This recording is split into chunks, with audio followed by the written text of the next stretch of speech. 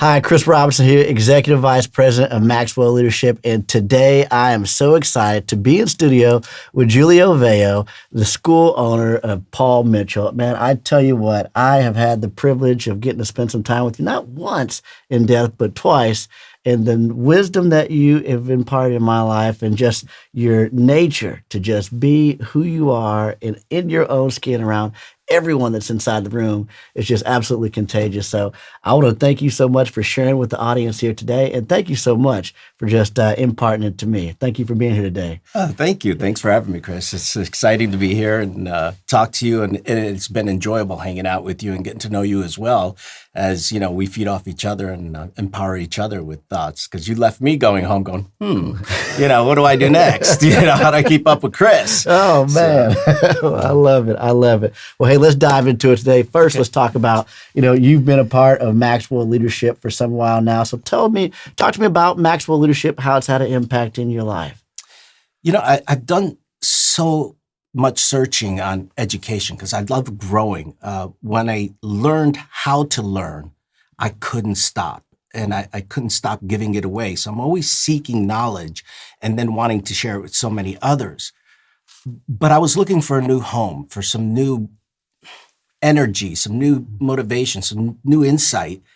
And I've heard of Maxwell for a long time, right. But I don't know what took me so long. Mm-hmm. And I says, well, let me look this up. Let me see what this is all about. And not only was I so captured by all the excitement and the knowledge, but the culture, the system. And when I got to the IMC, I was just like a little kid in a candy store. It was like, I couldn't get enough. I couldn't meet enough people. I want to know more. I want to know more about you. I want to know more about this. And it also helped solidify what I believe and what my beliefs are and how I can build upon that even more. Even though sometimes you hear things, the same thing over and over again, when somebody says it so profoundly and differently, it just grabs you and takes you to that level again. And I haven't stopped. It's like I'm Maxwell addicted. I'm probably going to need therapy. Right. Well, a couple different things I want to pick up here because you are a lifelong learner, and I tell you what, there's a lot of people I'm around, but when I'm around you, there's a lot of people that say they're lifelong learners, but I see that, I sense that, you model that. But there was a turning point for you. You said when you learned how to learn, you couldn't stop wanting to learn. So talk to me about learning how to learn, what that process looked like for you. Well, here's the thing. I as a child, I immigrated over from Italy. Mm-hmm. I was about 4.5 years old. So coming to a new country and hearing a different language and different cultures was a little bit difficult, especially trying to pick up the languages and the different dialects. Even though I lived in an Italian neighborhood, everybody spoke a different dialect. So I was pretty confused. By the time I got to school, I couldn't grasp the ABCs. I couldn't grasp the phonics. I couldn't sit still. Mm-hmm. So I found myself in the hallways quite a bit. So as you could tell, I wasn't a great learner. I did graduate from high school not knowing how to read or write. Wow. And my whole life during school, I believed that because that's what the teachers told me. You're dumb, you're stupid, you'll never contribute to society. So I became a clown, and that's how I made my friends. But there was a point where college wasn't the thing that was going to happen, even though my parents would have loved it. So my mother made me go to beauty school. Mm-hmm. But I understood I had a gift I did not know I have. Mm. And through that gift, and because I was good at seeing things and doing, but not being able to read it, and I got tired of that. So when I went to go find out what I had to do to learn, I found out that I wasn't stupid. It was ADHD, which we didn't know about. Right, yeah. It was dyslexia. It was phonics problems. I mean, if there's a label, I got it. Right. But I decided to change those labels and seek some help. And I'm still working on it. I mean, like I said, I graduated in 1981. Mm-hmm. My first book I ever read, and it took a long time, was 1993. Wow. But it was called Self-Made in America. Right. And it talked about all these immigrants and how they built success in a country where they didn't even speak the language. And for some reason, it said, you can do this. You can learn.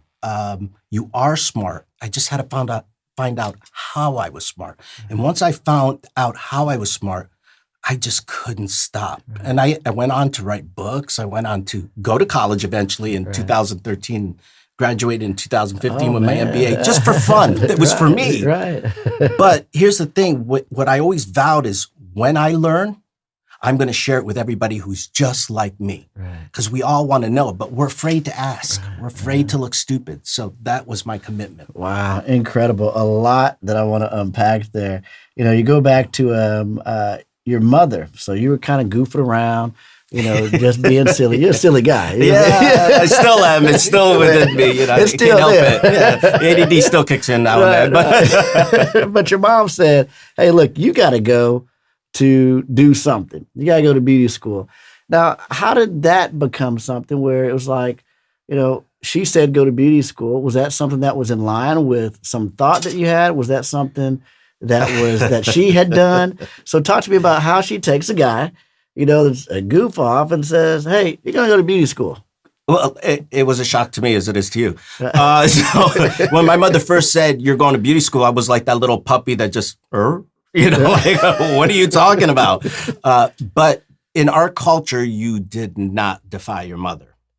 You would have felt that wooden spoon. She used that like a ninja. It just came from everywhere. But so I decided to take the tour. And yes, what drove me there was the beauty that was attending there. So, you know, that was the first, like, yeah, I think I could do this. But when it was something I got to do with my hands. It was actually something that, you know, was a gift. I just didn't know. I never pictured myself with a roller. But my mother, to answer your question, she did apprenticeship in Italy. She only had a 5th grade education. But she did a little bit of apprenticeshiping, and she thought maybe this will be good. She understood before I understood that you do have a gift. And maybe if you just tapped into it, you could grow even further. My brother is an MD. Wow. He did forensic pathology. He's a smart guy. But he left that industry to join the beauty industry.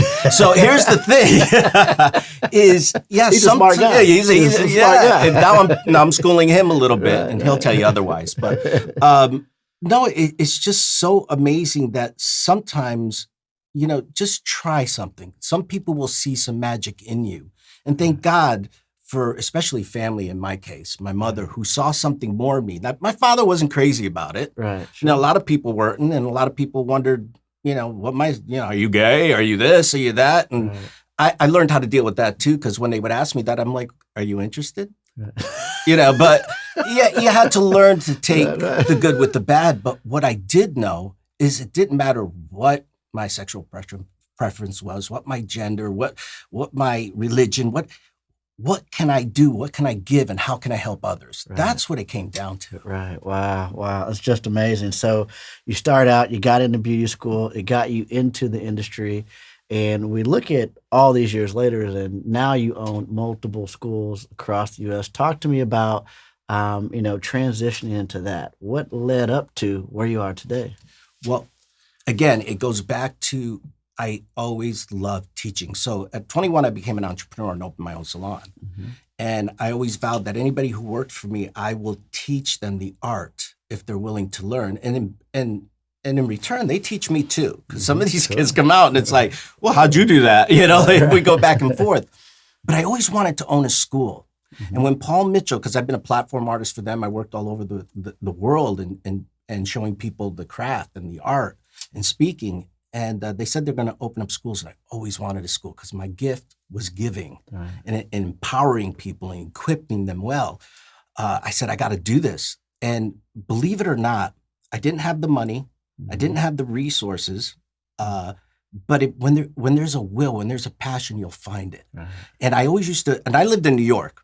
So I wanted to open up my first school in Florida because I wanted to get out of the winter, right? So I used to take trips to Florida on my own dime and stay at the Holiday Inn near the airport and just make believe I lived there. Wow. Yeah. And then eventually I did what I heard somebody say once, if you want to own the island, row the boat to the island and then burn the boat. Right. So you can't go back. And that's what I did. I said, I dropped everything and I just went to Florida. And I got a lot of no's for a couple years. Right. And eventually I learned a lot about what it's going to take to open a school, where am I going to get the money, amortization, TIs. I didn't know all that jargon, but I wasn't afraid to ask what that meant. Right. And I finally found people who believed in my passion, and I was able to build that school. Now, it was a $2.2 million school. Wow. I didn't have $2.50, Right. so, but eventually, if you want it like bad enough, anything, you'll get it legally. Right. So, you'll work hard for it. And that was my belief. My belief was not about making a ton of money, but sharing a lot of knowledge. So when you have a purpose, you will do it. Wow. I love that. Love that. Now, talk to me about the gap there, because now you're down in Orlando. You are saying that, hey, it took me a couple years. I got a lot of no's. And a lot of people give up on their dreams inside that no. After the first no, after the second no, they believe that, hey, maybe this isn't for me. How did you deal with the no's? And then after that, let's talk about some of the people and mentors that came into your life that helped you bridge that gap. So how'd you deal with the no's?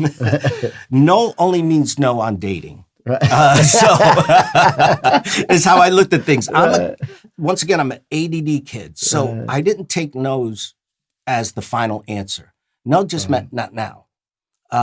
So it didn't stop me from asking, because the no didn't kill me. It didn't paralyze me.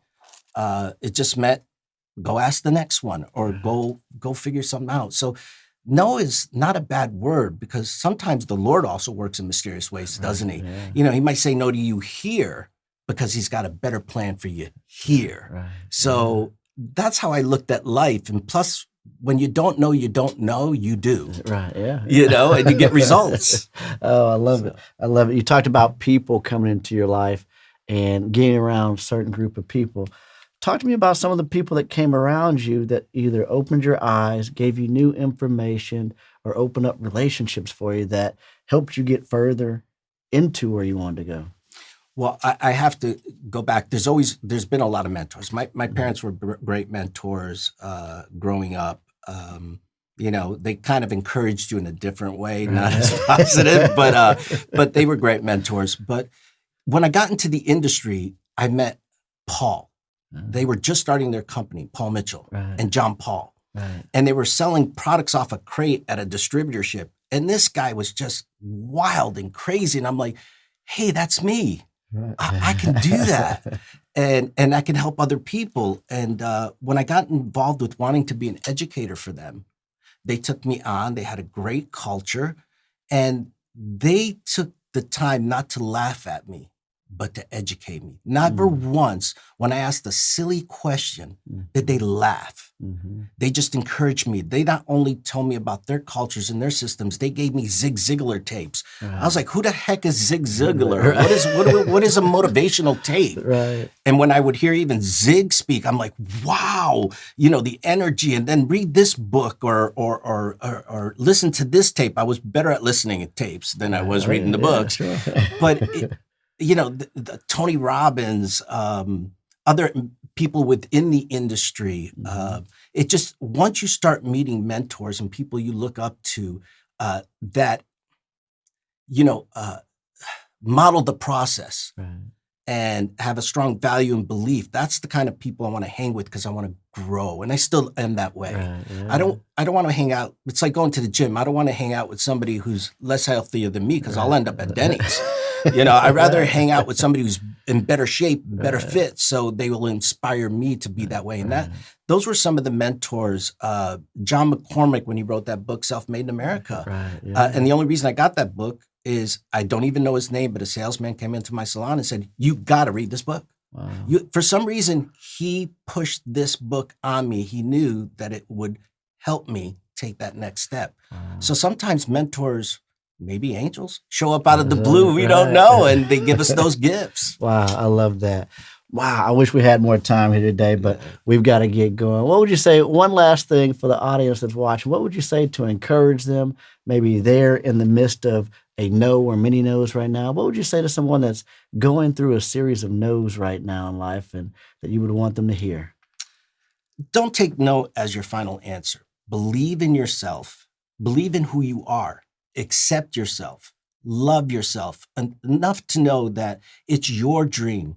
And other people may not have the same dream as you, but it's your dream. Don't let them steal it. Follow your dreams, chase it. And if somebody says no to you, it's okay. There's a yes waiting somewhere out there for you, and you'll get it. Just be patient. Awesome. Well, hey, thank you so much for being here Hey, today. thank you so much. Hey, it's always man, a pleasure honestly, hanging with you. Always. All right. Well, thanks a lot, everyone. Have a great day.